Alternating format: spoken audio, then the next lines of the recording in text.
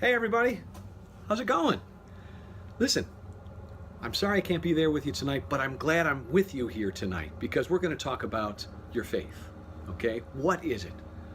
Well, the simple answer is it's about Jesus, and you probably don't even realize it. Our youth ministry is so committed to working with you so that you build a lifelong, lasting faith that we're willing to do whatever it takes. That's the beauty of it.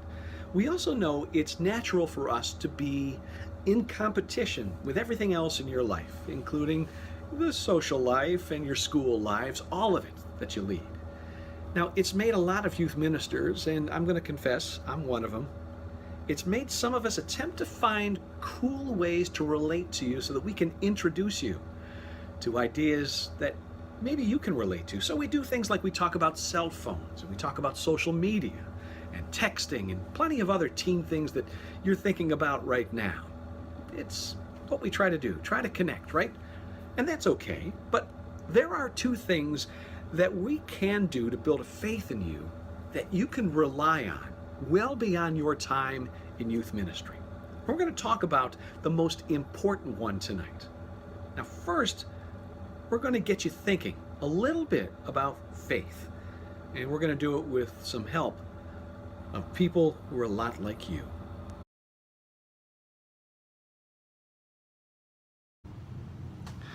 Okay, so what'd you think of that? Not a bad little video, right? A lot of those kids sound like you already.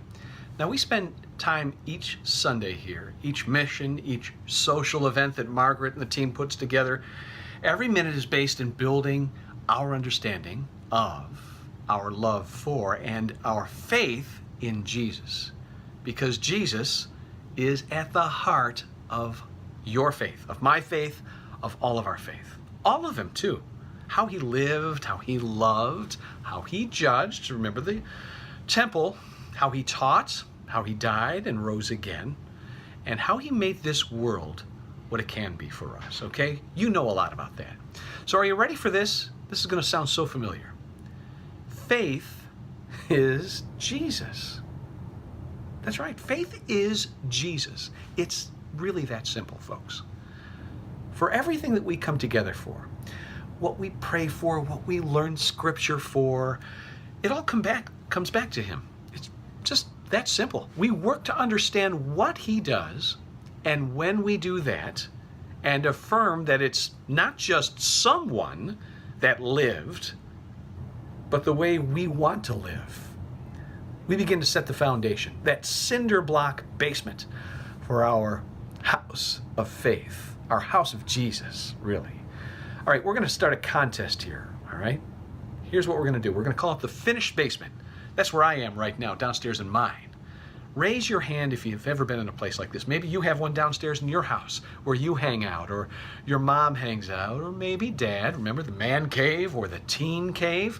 Well, those basements, those caves, are usually made with cinder blocks, okay? Those gray brick builders use for basements. We're going to ask you to build a finished basement for your Jesus cave. It's going to take a lot of bricks, okay? So what we're going to do is we're going to pass out sticky notes, and they're going to be our cinder blocks for this contest. Now, you're going to get together in groups, and you're going to individually write as many things as you can think of that you like about Jesus. You're going to write one on each of those notes. Can't repeat them either, okay? From what you know about Jesus, write down something that you also know that you do like him, okay?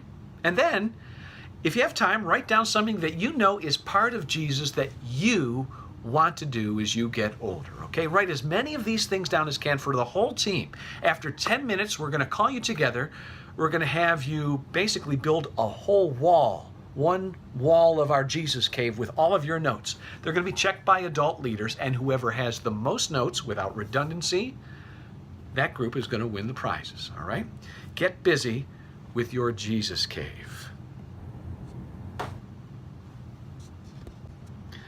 Okay, so how did it go? Not bad, right? I bet you just threw so many bricks out there. It was great. And that's what we're here for. We're here to make faith that's going to stick with you, okay?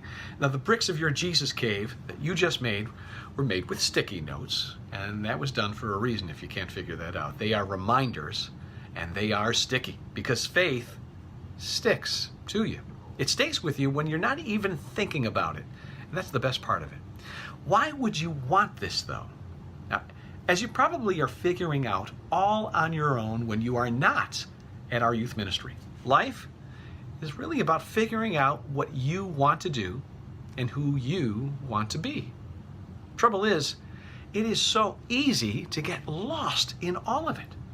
What's important, what you want.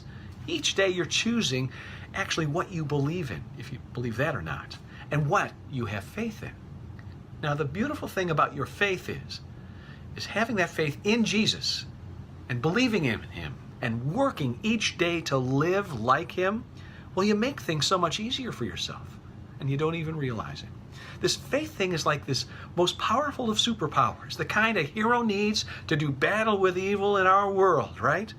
Except it's not evil like the comic books or the movies, the kind that allows you to be a person like you, do miraculous things. Miraculous. Not just loving an enemy, but maybe loving a stranger or doing for others that you don't even know. These are miraculous things. And just like Jesus, doing these miraculous things builds in us our faith. And trust me, it can be seen without words, without fanfare, without concern for us. So too will our miraculous doings build faith for others. In others less fortunate not to have the opportunity to be driven to church every Sunday or to be dropped off at youth ministry every Sunday night, okay? It's miraculous. Now here's a story. When I was in 9th grade, I once met a new kid in our neighborhood, and I met him at the bus stop, okay? He showed up about a week into school, and he was different from most of the other kids where we lived. He was obviously not from our part of town. He'd arrived from the South, in fact, Kentucky, and he didn't know a soul. He also didn't know our climate because the first day I met him, even though it was the second week of September, it turned out to be one of those rare, but not unheard of, frosty September school day mornings, okay? The kind that makes you shiver. And this kid didn't have a coat. In fact, he didn't even have sleeves on his shirt. And it was 40 degrees, and he was obviously cold. He was shivering right there at the school bus stop. Now, one of the guys at the bus stop and I went over to him, and I gave him my jacket.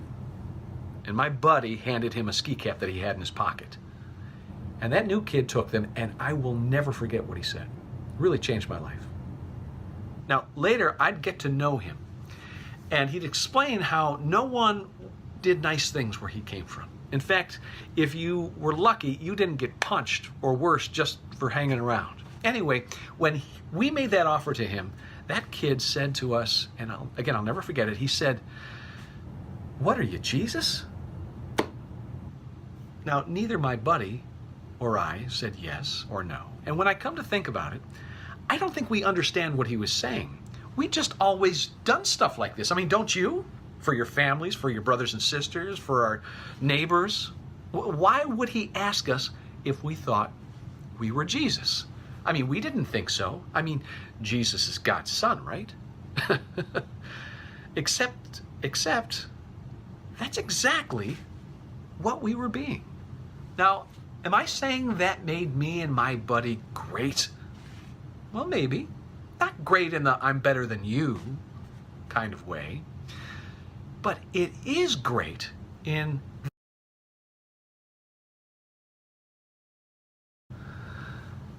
All right, how'd those conversations go? Not bad, right? We're going to wrap things up here pretty soon, but before we do, I've got to ask you this question. So why do we want to do all of this? But first, if you consider the 4 questions we had you talk about, how have you chosen Jesus' life? How do you know how he lived? How have you taken on his mission? And how do you take on his joy and his suffering? You know what you get? You get life. You're experiencing that, the best that life has to offer, and you're doing it through the kind of love that Jesus showed all of us. And what's that help you do? That helps you live in 2 ways. In a faith community with people who believe in the things you believe in, love, faith, charity, and it allows you to live on your own because faith in Jesus helps you breathe easier, walk taller, feel better, feel joy, and share all of that while you're living your life. And most of that is on your own.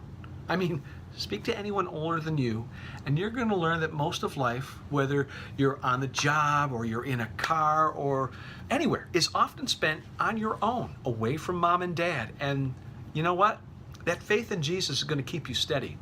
It's going to give you strength in those long stretches of loneliness. And sometimes it even gives you a reason just to get up and start your day. I mean, it's amazing. It really does. That foundation can build. That Jesus cave that we built earlier, this is what's going to keep your faith house standing, especially when you need it most. But every day it'll be there, and it'll help provide a faith place that others can see when they need it most. You're going to be helping them just by being you. Now, we're going to announce the contest winners, okay? And I want to thank you for being with us.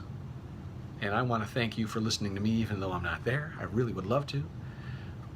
But we're going to get those winners for you right now. Okay, all right. You guys have been amazing tonight, especially remotely. But this doesn't just happen because we talked about it tonight, right? You have to begin to build that faith. You do it by doing, right? By living like Jesus, learning how he did it, practicing it. Practice your faith. Now, this week I want you to go out of your way to live like Jesus in one way that hadn't been tried before by you. Do something out of the ordinary that Jesus would see and say, that's it. He would say that. Because practice makes perfect. If you look at one of those sticky notes that we had up on the wall and one of those wasn't yours, take a look at that. Or maybe you've heard your mom and dad say, you ought to try this. Try it. That's how we get better at it. I'll see you next week.